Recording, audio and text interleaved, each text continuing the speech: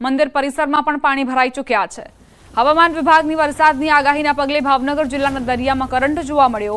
ઘોઘા, અલંગ, સરતાનપર તેમજ મહુવાના દરિયામાં પણ કરંટ જોવા મળ્યો। અલંગ સહિત ગ્રામ્ય વિસ્તારોમાં વાતાવરણમાં પલટો આવ્યો।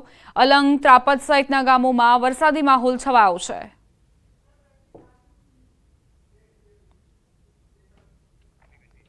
ડાંગ જિલ્લામાં અવિરત વરસાદના કારણે પૂર્ણા, ગીરા અને અંબિકા નદીઓમાં પૂરની સ્થિતિ સર્જાઈ છે। નદીમાં પૂરના કારણે અનેક માર્ગો પર પાણી ફરી વળ્યા। વહીવટીતંત્રએ સુરક્ષા ગાર્ડ મૂકી લોકોને વૈકલ્પિક માર્ગ આપવા સૂચન કર્યું। અંબિકા નદી પર ગીરા ધોધ સતત ત્રીજા દિવસે તેના રૌદ્ર સ્વરૂપે જોવા મળી રહ્યો છે। અંબિકા નદી પરના ગીરા ધોધના વહેણ જોતા નવસારીના ગણદેવી તાલુકામાં પૂરની શક્યતા વ્યક્ત કરાઈ રહી છે। ડાંગ જિલ્લામાં સવારે 6 થી સાંજે 4 વાગ્યા સુધીમાં આહવા અને સાપુતારામાં 3.5 ઇંચ તેમજ વઘઈ અને સુબીરમાં 2.5 ઇંચ વરસાદ ખાબક્યો। ડાંગ જિલ્લામાં ધીમે ધારે શરૂ થયેલો વરસાદ હવે પોતાની ધીરે ધીરે ગતિમાં વધારો કરી રહ્યો છે, જેને લઈને જે ડાંગ જિલ્લામાં નદીઓ આવી છે તે નદીઓની અંદર ઘોડાપૂર જેવી પરિસ્થિતિ સર્જાવા પામી છે।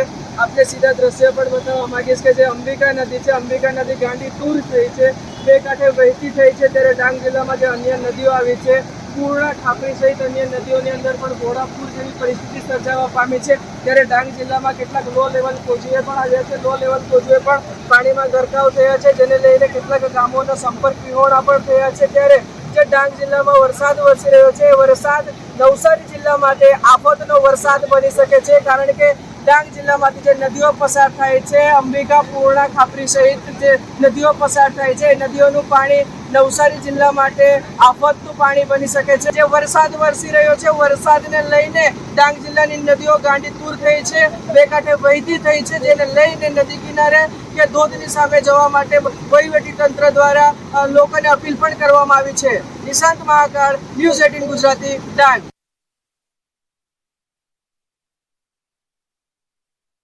દરિયા કિનારાના નજીક નિર્માણાધીન પેડેસ્ટ્રીયલ બ્રિજનો એક પિલર નમી પડ્યો।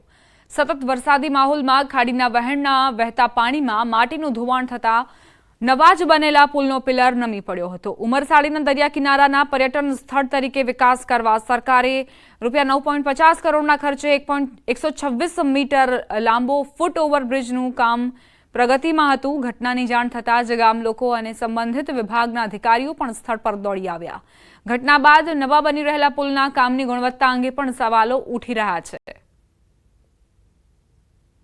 તિથલ બીચ કરતાં બી સારો છે અમારો બ્રિજ। અહીંયા દરિયા કિનારો બહુ સુંદર અને સ્વચ્છ છે, એના માટે અહીંયા ટુરિઝમ વિકસાવવા માટે કનુભાઈશ્રીએ અમને આ એક સારી ભેટ આપી છે।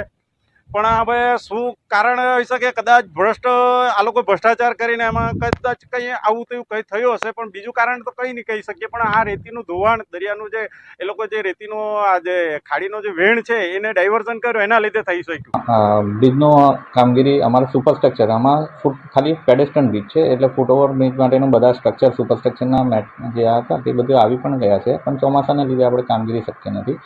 હવે આ ઇસ્યુ થયો છે, તેના લીધે ફરીથી એજન્સી દ્વારા રેક્ટિફાઈ કરી ફરીથી આપણે કામગીરી પૂર્ણ કરી દઈશું। સુરેન્દ્રનગર જિલ્લામાં ચાલુ ચોમાસામાં સારા પ્રમાણમાં વરસાદ ન પડતા ખેડૂતો ચિંતિત બન્યા હતા, પરંતુ તાજેતરમાં વઢવાણ સહિતના પંથકમાં સારો વરસાદ પડતા ખેડૂતોમાં ખુશીની લહેર વ્યાપી છે। સારા વરસાદથી ખેડૂતોના કપાસ, મગફળી, શાકભાજી સહિતના પાકોને જીવતદાન મળ્યું છે। ખેડૂતોએ 4 લાખ હેક્ટરમાં વિવિધ ખેતી પાકોનું વાવેતર કર્યું છે। બીજી તરફ જિલ્લામાં અત્યાર સુધીમાં 33% જેટલો જ વરસાદ નોંધાયો છે। આગામી દિવસોમાં હજુ ખેડૂતો સારા વરસાદની આશા રાખી રહ્યા છે। કપાસમાં અત્યારે પારા ચડાવવાનું કામ ચાલતું હતું અને વરસાદની ખાસ જરૂરિયાત હતી।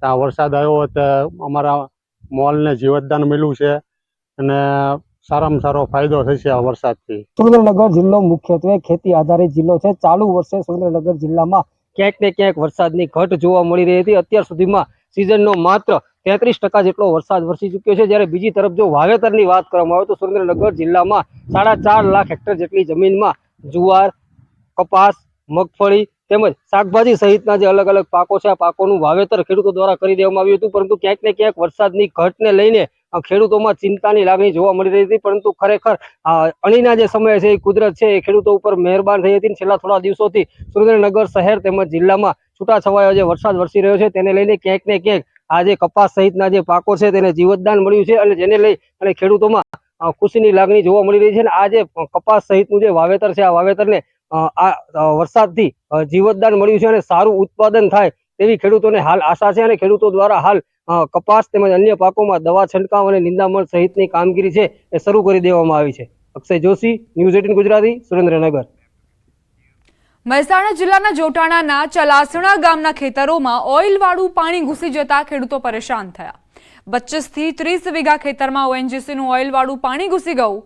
તેના કારણે ખેડૂતો દ્વારા જ વાવેતર કરવામાં આવેલો પાક નષ્ટ થયો, જેના કારણે ખેડૂતોમાં હવે ભય ફેલાયો છે. ઓએનજીસીના સીટીએફમાંથી ઓઇલ મિક્સ પાણી ખેતરમાં ફરી વળ્યું. ખેડૂતોનો આક્ષેપ છે કે દર વર્ષે આવી રીતે પાણી ખેતરમાં છોડી દેવામાં આવતા મુશ્કેલી પડી રહી છે. ખેડૂતોએ નુકસાનનું વળતર ચૂકવવાની માંગ કરી છે. ઓએનજીસીના પાપે ખેડૂતોને નુકસાન વેઠવવાનો વારો આવ્યો. ઓએનજીસીનું સીટીએફ છે, એમાં ઓઇલની એ લોકોએ પેલું તળાવ બનાવેલું છે, એનું પાણી ને ઓઇલ બે મિક્સ આવેલું છે અમારા ખેતરમાં. ને એ 8 વીઘા ખેતર છે મારું એકને, ને એમાં ટોટલી ઓઇલને પાણી આવી ગયેલું છે. તો કઈ રીતે ખેતરોમાં ઓએનજીસીના ઓઇલ મિક્સ કરેલા પાણી ફરી વળ્યા તેની તસવીરો જુઓ. આ પાક હવે નષ્ટ થવાના આરે છે. સીધો આર્થિક ફટકો ખેડૂતોને પડશે અને દર વર્ષની આ સમસ્યા છે. પાણી આ રીતે છોડી દેવામાં આવે છે અને ત્યારબાદ ખેડૂતોને બરબાદ થવા છોડી મૂકવામાં આવે છે. ખેડૂતો વારંવાર પ્રશાસનને રજૂઆત કરી ચૂક્યા છે, તેમ છતાં પણ પરિણામ શૂન્ય. બનાસકાંઠાના પાલનપુરમાંથી નીકળતા બાયપાસ રોડને લઈને ખેડૂતો આક્રમક મૂડમાં છે. વારંવારનો વિરોધ છતાં કોઈ નિરાકરણ ના આવતા હવે ખેડૂતો આંદોલન કરવાની તૈયારી કરી રહ્યા છે. આજે પાલનપુરના ખોડલા ગામે 16 ગામોના ખેડૂતો મોટી સંખ્યામાં એકત્રિત થયા અને વિરોધ નોંધાવી આંદોલન માટેની રણનીતિ ઘડી. ખેડૂતો આગામી સમયમાં ઉગ્ર આંદોલન કરવાની ચીમકી પણ ઉચ્ચારી છે.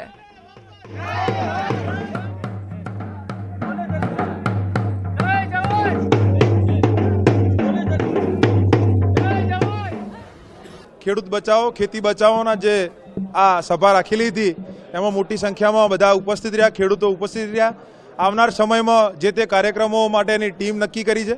આવનાર સમયમાં બધાને ખાતરી પણ આપી છે કે અમે બહોળી સંખ્યામાં પરિવાર સાથે હાજર પણ રહીશું. એના માટેની એક રૂપરેખા અને રણનીતિ પણ નક્કી કરી છે. પ્રજાને દુઃખી કરવાનો જે ધંધો ચાલુ કર્યો છે, ખેડૂતોએ વિરોધ નથી કરતા બાયપાસનો, પણ એમણે કીધું કે જેટલી જરૂરિયાત હોય એટલો જ તમે લો. આ વધારેનું તમે જ્યાં કોઈ આખા રાજ્યમાં ક્યાંય કોઈ સંપાદન નથી કર્યું એટલું સંપાદન અહીં કરવાની વાતો છે. આ માટેની જે અમારી માગણીઓ છે એ માગણીઓ નહીં સ્વીકારે તો આગળમાં અમે આનાથી પણ ઉગ્ર આંદોલનો કરીશું અને અમારા પરિવાર સાથે જો અમારે આંદોલન કરવું પડશે તો એની અંદર અમારા બધાના જ પરિવાર સાથે એ આંદોલનની અંદર જોડાઈશું. આ બધા જ પ્રશ્નોનું સમાધાન કેવી રીતે આવે એના માટે સંવાદની જરૂર હોય અને સંવાદ ઊભો થાય એના માટે તો આજુ અહીં આવ્યો હતો. તંત્રને આપણે કોઈ રજૂઆત કરશું એટલે આગળ આ વિષય સરકારમાં એને મૂકી અને એનું સમાધાન કેવી રીતે આવે એ દિશાની અંદર કામ કરવા માટે જ આજુ અહીં આવ્યો હતો. કૃષિ મંત્રી રાઘવજી પટેલ દ્વારકા જિલ્લાના પ્રવાસે. રાઘવજી પટેલ દ્વારા જિલ્લામાં ભારે વરસાદથી થયેલ નુકસાની અંગે બેઠક યોજાઈ. બેઠકમાં ધારાસભ્ય પબુભા માણેક સહિતના અગ્રણીઓ તેમજ અધિકારી હાજર રહ્યા. દ્વારકા સર્કિટ હાઉસ ખાતે યોજાયેલ બેઠકમાં ભારે વરસાદના કારણે થયેલા નુકસાની અંગે ચર્ચા કરવામાં આવી. તો દ્વારકામાં જે અતિવૃષ્ટિ બાદ વિનાશ સર્જાયો, તબાહી મચી, તેને કઈ રીતે ભરપાઈ કરવી, ખેડૂતોને ફરી એક વખત કઈ રીતે પગભર કરવા અને તેમને બેઠા કરવા તે માટે ચર્ચા થઈ.